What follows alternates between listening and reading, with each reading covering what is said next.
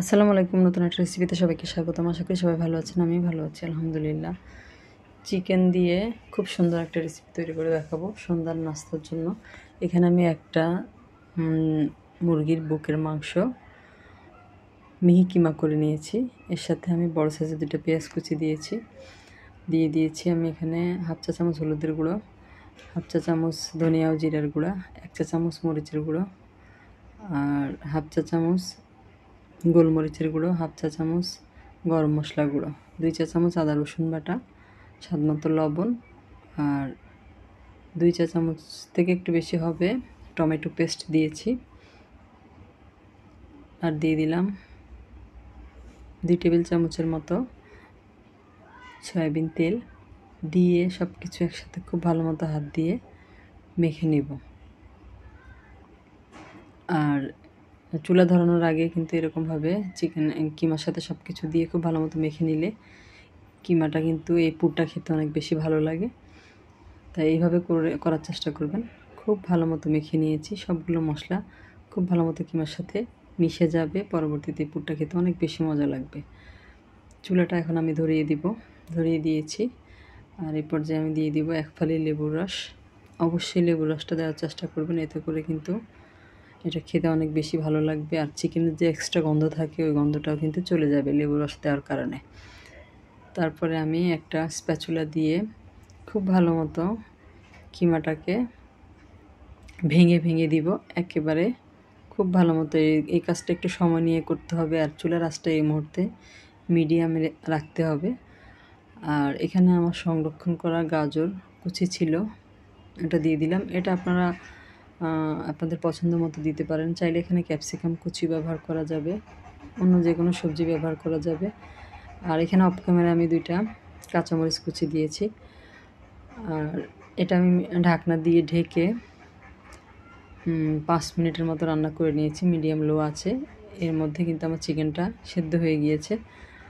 আর এই পর্যায়ে এই যে মাঝখানে একটু ফাঁকা করে নিয়ে এখানে আমি প্রায় 1.5 টেবিল চামচের মতো সয়াবিন তেল দিয়ে দিয়েছি। আর 2 চা চামচ ময়দা দিয়ে দিলাম। ময়দাটা আমি তেলের সাথে একটু ভেজে নিয়েছি। আপনারা চাইলে এখানে বাটার অথবা ঘিও ব্যবহার করতে পারেন। আমি আর ওগুলো ব্যবহার করলাম না। এরপরে আমি এখানে হাফ কাপের মতো আগে থেকে জাল করে রাখা গরুর দুধ দিয়ে দিলাম।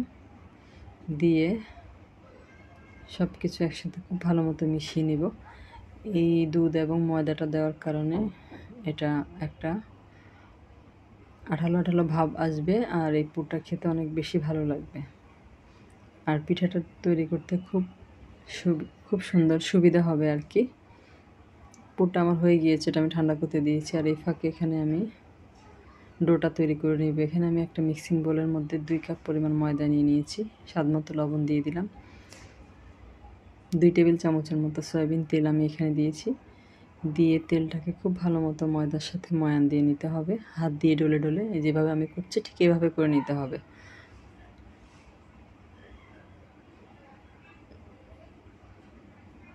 এই যে খুব ভালো মতো ময়ান দিয়ে নিতে হবে। এরপরে আমি এখানে ময়দা সাথে তেলের ময়ানটা দেওয়া হয়ে গেলে অল্প অল্প করে পানি দিয়ে একটা শক্ত ডো তৈরি করে নিব। অবশ্যই ডোটা কিন্তু শক্ত হবে, নরম ডো হবে না।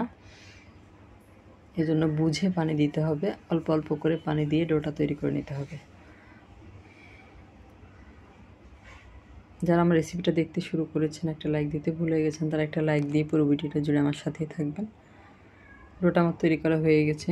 আমি এটা আধা ঘন্টার জন্য রেস্টে রাখবো। চাইলে এর থেকে বেশি সময় রাখা যাবে। আধা ঘন্টা পরে আমি একটা লেচি কেটে নিয়ে এরকম করে একটা রুটি তৈরি করে নিয়েছি। এরপর আপনারা যে সাইজের তৈরি করতে চান ওরকম কিছু দিয়ে এরকম করে গোল গোল করে রুটিগুলো নিতে পারেন, তৈরি করে নিতে পারেন। এইভাবে আমি আমার সাইজ মতো করে নিলাম।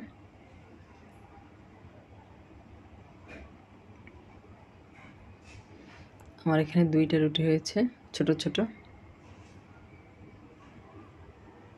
এরপর যে পুরটা তৈরি করে রেখেছিলাম ওটাও ঠান্ডা হয়ে গিয়েছে। ওইখান থেকে আমি পরিমাণ মতো পুর দিয়ে সুন্দর একটা শেপের পিঠা তৈরি করে নিব।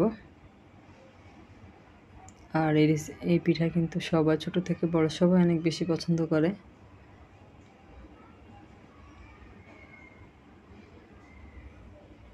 এভাবে করে আমি সবগুলো পিঠা তৈরি করে নিব। এই যে এরকম করে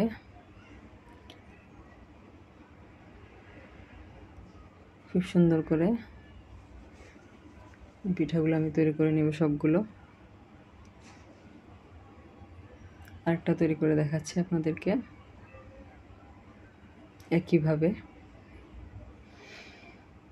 আর যারা আমার চ্যানেলে নতুন আজকে প্রথম ভিডিও দেখছেন, যদি ভিডিওটা আপনাদের ভালো লাগে বা রেসিপিটা আপনাদের ভালো লাগে, তাহলে আমার চ্যানেলটাকে সাবস্ক্রাইব করে পাশে থাকা বেল আইকনটা প্রেস করে দেবেন। এতে করে আমি পরবর্তীতে যত ভিডিও দিব তার নোটিফিকেশন সবার আগে আপনাদের কাছে পৌঁছে যাবে।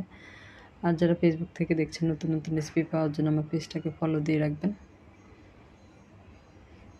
এইভাবে আমি অনেকগুলো তৈরি করে নিয়েছি। সবগুলো কিন্তু আমার এখনও তৈরি করা হয়নি, আমি কিছু তৈরি করে নিয়েছি। চুলায় একটা প্যান বসিয়ে দিয়ে পরিমাণ মতো তেল দিয়ে দিয়েছি। তেলটা কুসুম গরম হয়েছে, এরকম করে পিঠাগুলো দিতে হবে। একেবারে গরম করে পিঠাগুলো দেওয়া যাবে না কিন্তু। আর চুলার আঁচটা কিন্তু মিডিয়াম লোতে আছে। তেলটা কেমন গরম হয়েছে আপনারা দেখে বুঝতে পারছেন।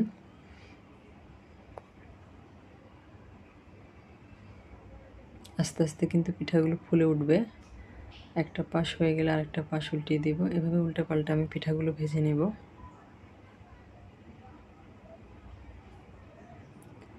আর সবাই অনেক বেশি পছন্দ করে এই পিঠা, খুবই মজা। রেসিপিটা আপনাদের কাছে কেমন লাগলো কমেন্ট করে জানাবেন।